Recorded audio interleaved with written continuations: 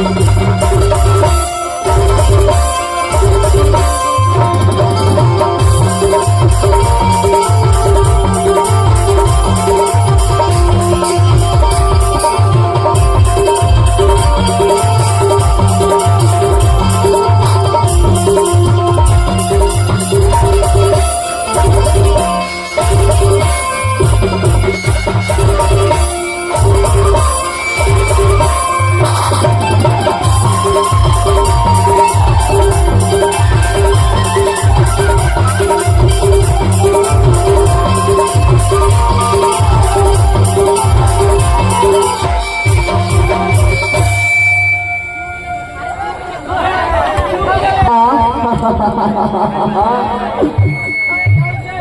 नोनी काय होगा ये बता अभिमान सच के कहा जाता से मैं तो घूमने पर जाता जी। घूमने पर जाता हाँ देखो सीधी इसने बदल लगा कि मामा फाकर लगाए हवा सुबह तो काबर नहीं लगा हूँ। ईमान से जबले तोरा देखे हो ना हाँ चल भाई हम बगला बन गए हो यार दूर माया बा। अच्छा ये तो कान के बारी का कहाँ से निकल गई हो यार। एला हाँ एला तो डिंडौरी शहर ले होगा। डिंडौरी शहर से लगा रहा। हाँ अरे ये तो मात की बिंदिया ना कहाँ से निकल तो एकदम जोरदार चमकत हवे। एला हाँ मंडला शहर में ले रहे हो जी। एला हमार मल्ला शहर से ले है। हाँ अरे ये तो खन खन चूड़ी हा बजा हवे ये चूड़ी ला कहाँ से ले हसिया। एला हाँ एला तो गोरखपुर बाजार ले रहे होगा। तरह दुनिया के बाजार में जावत नहीं खसका जावा तरीका। पर ये बता हाँ सबले सुगर तो सबले बढ़िया दनादन देखा थे कमर के कंधन में कहाँ से ले हसिया माया वाली। एला हाँ एला तो निवास बाजार ले रहे होगा। मैं समझ गए हो मैं जानत रहे हो कि हमारे निवास मासना करधन हम मिला थे। ये बता ये कौन सोनार के देखा से लेखा सेला मोला बता। ओला तो नहीं जानोगा। नहीं देना हाँ कोनो बात नहीं तो सुगराई देखे हो ना। हाँ और मैं यहाँ देखे हो तो देखे हमारे मजगांव वाले बाबू मन तो देखे है ना। हाँ नहीं चलो भाई हम पगला बन गए हैं यार दूर माया ऐसे माँ का समय टूरी अगर मजगांव के मड़े में मिल जाते ना। हाँ तो ईमान से एकदम छोट कंची न लेता हूँ देखे हो।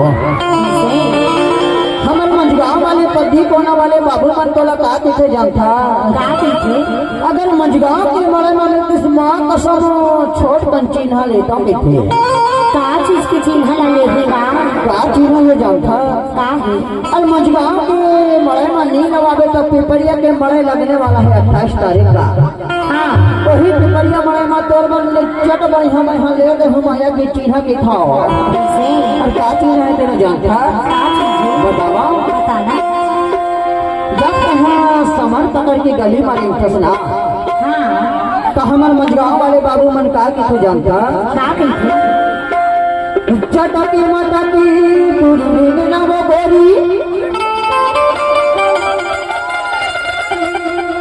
हरी नंग रहो हजार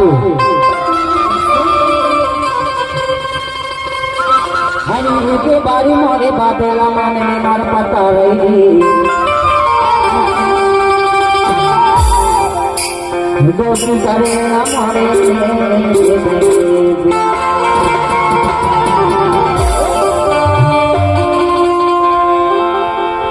इंतजार की घड़ी है भुला देवे तो भुला देवे।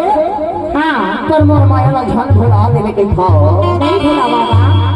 और चला कहाँ बोला था कहाँ आना है जानता कहाँ बुला था बतावा बताना। अरे जना मडंग ना आया